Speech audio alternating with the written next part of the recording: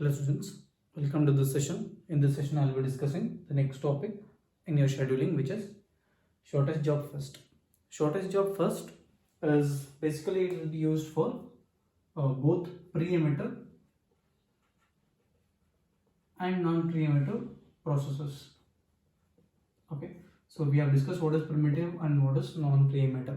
So if a process, once it has started execution, if it has not been removed from the processing, or when it is entered into running state, it cannot be removed from the running state until it has completed execution or it has requested for input output. So if that type of process will consider as non-pre-emitter. So if any process that can be removed in between its execution, those type of process will be considered as pre-emitter. So short term, the shortest job first will be having the highest average time or that is turnaround time, so that it will be performing its functions very fast compared to that of first in first out. And shortest job first will be basically it will be used in pre-emitter process scheduling. Okay, so we'll start with a simple example. I have an example where I have four processes with the burst time as 8, 4, 6 as well as 2, and arrival time for all the processes will be 0.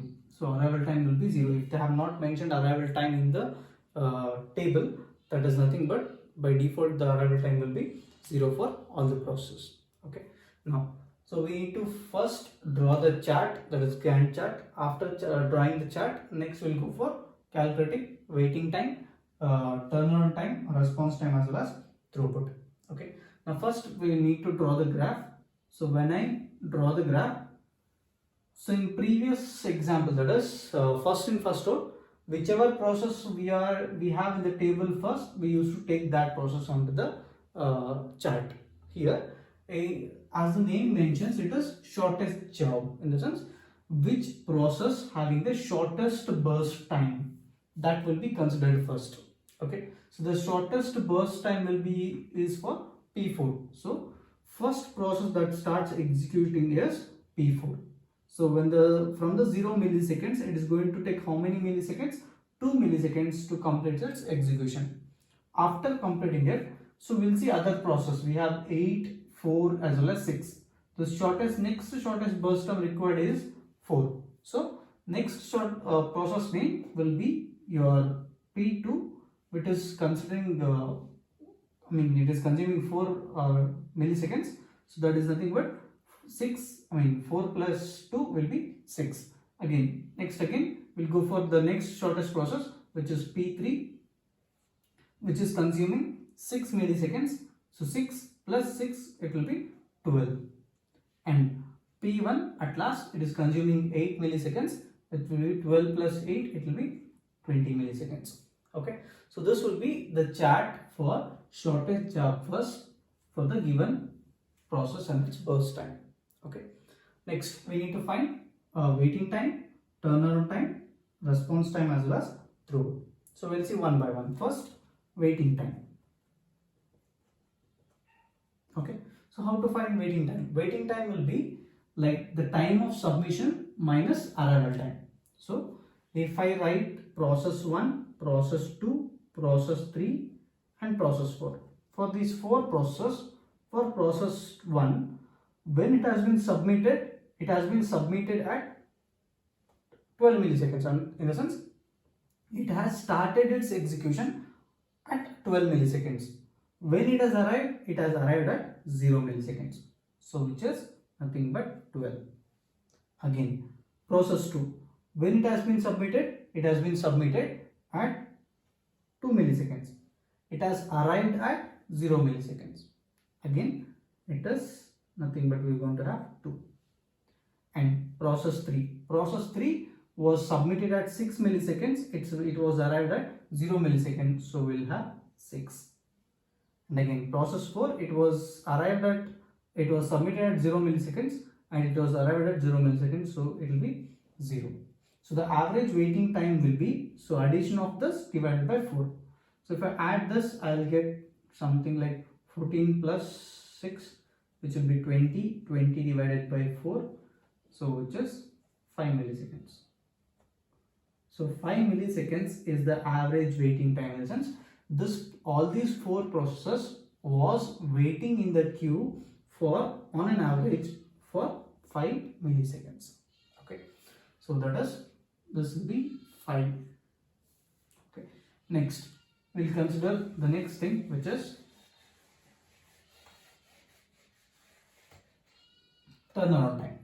Turnaround time, the time of completion. So the time of completion is, if I consider process 1, it has completed at what millisecond? 20th millisecond it has completed execution, and minus time of arrival. What is the time of arrival? It is 0, which is nothing but 20. And again, process 2, it has completed at 6 milliseconds, it has arrived at 0, so it is 6 again. P3 will have, it has completed at 12 milliseconds and it has arrived at 0, so we are going to have 12. And P4, it has completed at 2 milliseconds and it has arrived at 0 milliseconds, it will be 2. Okay, so the average turnaround time will be addition of these values divided by 4. So if I write 20, 14 plus 20, which is 40, 40 by 4, in the sense 10 milliseconds. So all these process, and an average, all the process has taken 10 milliseconds for completion of its execution. Okay, so that is turnaround time.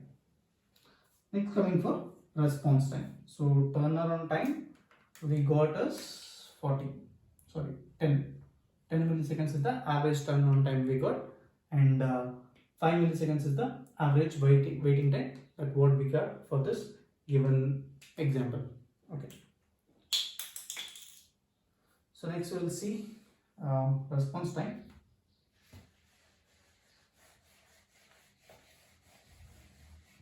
So the response time is like for the given process, first when it has been submitted minus arrival. This is for shortest job first and first come first serve. Waiting time and response time will be almost similar. Okay, now first when it has been submitted, in the sense P1 has been submitted at 12 millisecond and arrival time was 0, so it is 12 again.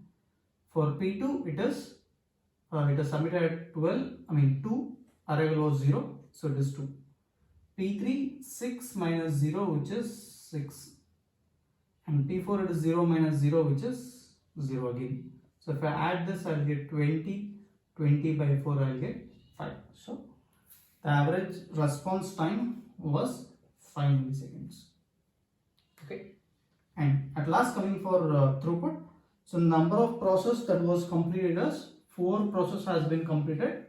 What is the time it has been taken? It has taken the total time of 20 milliseconds, which is nothing but 1 by 5, which is nothing but 0.2 milliseconds for every process for throughput. Okay, in the sense every 0.2 milliseconds of time it has completed, or every 20 milliseconds it has completed 4 processes.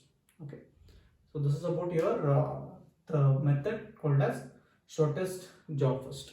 So in shortest job first, we will be taking the process which is having the smallest burst time. So in first out, we will be going in an order according to the chart, according to the table. Okay, so I'll give you some examples, or there is one more method here. We'll solve that method. Later we'll go for other examples. So in the process or in the table, they'll also give some other value like this. So we'll have 3 columns. One will be process, next will be arrival, and you have burst time. Okay, so if I have process 1, process 2, and process 3, process 4. Okay, and they'll also give the arrival time. So I have taken an arrival time like 0246. This is the arrival time for a given problem. For this same problem, if I have taken the arrival time as 024 as well as 6, how the problem will change? How the problem will change in a sense? Now, if you consider I want to draw the chart. If I want to draw the chart, if I consider 0th millisecond, I have the first process which is P1 has arrived. At that time, there is no other process in the queue. Okay, I have the first process P1 at 0 milliseconds. So P1 will start its execution, which is, it will take how many milliseconds? 8 milliseconds. During this 8 milliseconds, all these three processes are in the queue. That is, it has 6 milliseconds, that is, which is less than 8 milliseconds. In the sense, we have all these three processes. We have P4, we have P3, and we have also P2 in the queue. Now in this, which is the shortest burst time? We have 2. So we are going to select that. That is, we are going to execute P4 next, which will be completed in 2 milliseconds. So it will be taking 10. Next, we have second shortest is P2, which is taking how many milliseconds? 4 milliseconds. It is taking 4 milliseconds. So that is nothing but 14. And at last P3. P3 is taking how many milliseconds? 6 milliseconds, which is nothing but 20.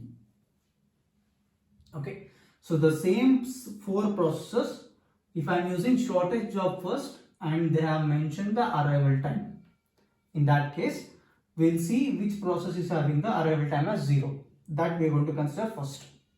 And by the time this process has been completed, we will see which are the other process that is in the list. From this list, we are going to select the shortest job. Okay.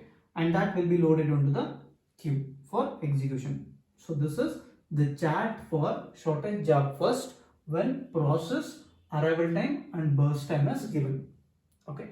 Now once this is drawn, next we will go for calculating waiting time. So we have P1, P2, P3 and P4.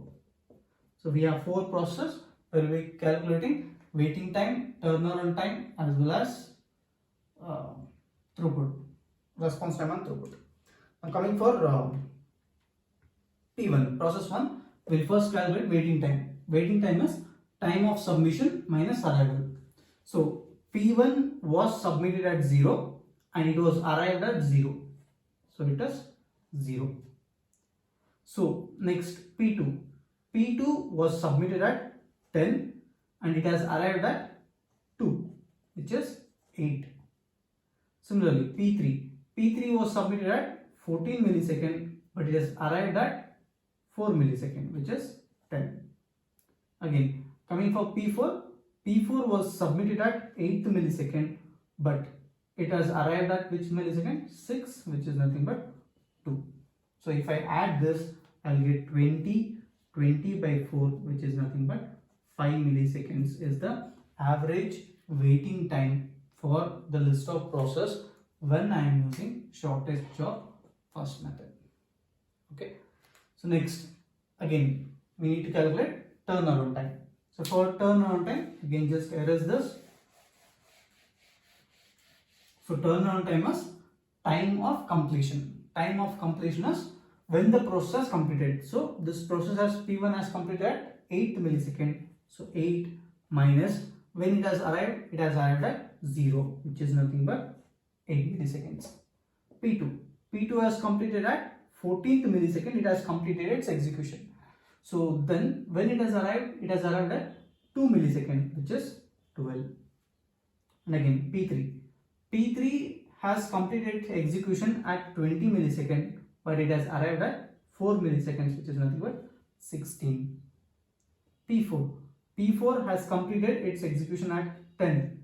When it has arrived at 6, which is nothing but 4. If I add these values, I'll get 20, which is 40, 40 by 4, which is nothing but 10 milliseconds.